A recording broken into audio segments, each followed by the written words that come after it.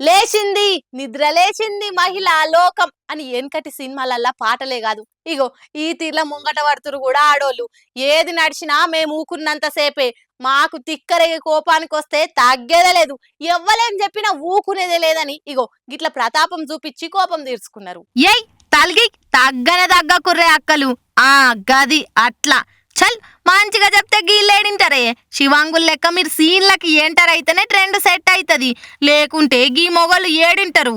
ఏమంటారు, మామూలుగా లేదు కదా అక్కల ఉక్రోషం. ఎందుకు అనుకుంటారు మళ్ళా? ఆదిలాబాద్ తలమడుగు మండలం కోసాయి ఊర్లే మొగోళ్ళంతా తాగి తాగి పానాలు ఖరాబ్ చేసుకుందే కాకుండా ఇంటి నాగం చేస్తుర్రని కళ్ళు దుకాణాలు బంద్ చేయమని అడుక్కుర్రు. అయినా సుత పైసల కాశవాడి దుకాణ పోళ్ళు తాగుడుకు అలవాటై ఇంటి మొగోళ్ళు ఎవ్వలింటలేరని ఆళ్లే సీన్లకి ఎంటర్ అయి గిట్ల ఏడి కాడికి ప్యాకెట్లు బాటిళ్లు అన్ని వలగొట్టి నడి రోడ్ల మీద పారబోసిర్రు. ఎందుకే అక్కలు మళ్ళా గిట్ల చేసిర్రు అని అడిగితే, లేకపోతే ఏందిరా మంచిగా చెప్తే శవున పెడుతురా అసలు మా మాట? వాళ్ళు తాగి తాగి పానాలు పోతే మా ఇండ్లు మునుగయ్యా, మా బతుకులు మా పిల్లగాన్ల భవిష్యత్తు ఏం కావాలి? అందుకే గిట్లా చేసినాం. మేం చేసిందేమన్నా తప్ప? మనిషికో మాట గొడ్డుకో దెబ్బ అన్నట్టు చేసి చూపించిర్రు. గట్లుంటది మళ్ళీ ఆడోళ్ళతోని. మనిషికో మాట గొడ్డుకో దెబ్బ అన్నట్టు చేసి చూపించిర్రు. అలా కోపాన్ని తీర్చుకున్నారు. ఇక కాంగ్రెస్ పార్టీ జనాలకి ఏం చేస్తలేదు.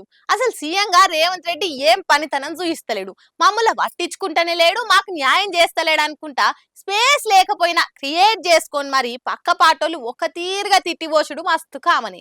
కానీ కాంగ్రెస్ లోనే ఉన్న మోత్కుపల్లి ఇగో గిట్ల సీఎం మీద చిందులు దొక్కుతుండు. గులాబీ పార్టీకెళ్లి లీడర్లు గులుక్కుంటా మాట్లాడి చేయి పార్టీలో షరీకైతున్నారు కదా, కానీ సొంత పార్టీ లీడర్ మోత్కుపల్లే సీఎం రేవంత్ రెడ్డి మీద గరమెత్తున్నాడు. 80 లక్షల మందున్న మా సామాజిక వర్గానికి ఒక్క టికెట్ ఇయ్యరు గానీ గడ్డం వివే కుటుంబంలో మాత్రం 3 టికెట్లు ఎట్లిస్తారు? 10 మంది సీఎంలను చూసిన నా రాజకీయ జీవితంలో, కానీ ఇట్లా మా కులంకేలి ఒక్క టికెట్ కూడా ఇవ్వకుండా ఎవ్వలేరు. ఇట్లనే అయితే రేపు మా ఊళ్ళో ఓట్లు కాంగ్రెస్ కు వడకుండా పోతే పార్టీ పరిస్థితి ఏంది అని ఓ కాంగ్రెస్ లీడర్ గా మస్తు బాధపడుతున్నా. ఈ ముచ్చట్లు అన్ని మాట్లాడదామని సీఎం రేవంత్ అపాయింట్మెంట్ కోసం రోజు ప్రయత్నం చేస్తున్నా, కానీ ఇస్తనే లేడు అని కడుపులో ఉన్న బాధను అంతా కక్కేసిండు. ఇట్లా ఒక కుటుంబంలో 2-3 ఇవ్వాల్సిన అవసరం ఏమున్నది? ఒక్క సీటు మాకు లేదా? 80 లక్షల మంది ఉన్నాం మేము. మేము అడుగుతుంది ఒకటే.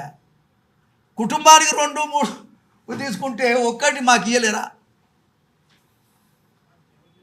ఒక్క సీటుకు కూడా మాది గారు అర్హులు కాదా?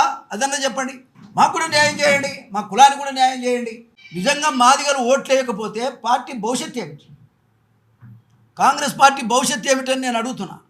ఒక సీనియర్ నాయకుడిగా, ఆ పార్టీలో చేద్దామనేటువంటి ఆలోచన కలిగినటువంటి ఒక వ్యక్తిగా పార్టీ భవిష్యత్తు ఏమిటి? ఇంతవరకు ఎవరైనా ఈ రకమైన నిర్ణయం తీసుకున్నారా?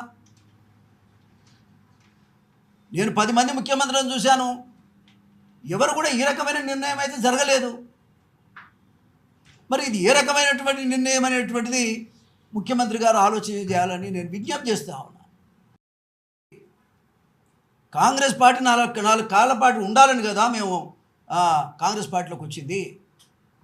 కానీ ఇవాళ మా జాతి మొత్తాన్ని పక్కన పెట్టేసి రిజర్వేషన్లే లేవు అన్నట్టుగా రిజర్వేషన్లకు దూరంగా పెట్టి 3 స్థానాలు రిజర్వేషన్స్ ఉంటే, మరి ఎంపీ స్థానాలు ఉంటే 3 స్థానాల్లో మాదిగా కులానికి ఒక్కటి కూడా కేటాయించకపోవడం అనేటువంటిది ఇవాళ జాతి మొత్తం బాధపడుతున్న విషయంగా ఈ సందర్భంగా ఇది అవమానకరమైనటువంటి విషయంగా కూడా ఈ సందర్భంగా తెలియజేస్తా ఉన్నా.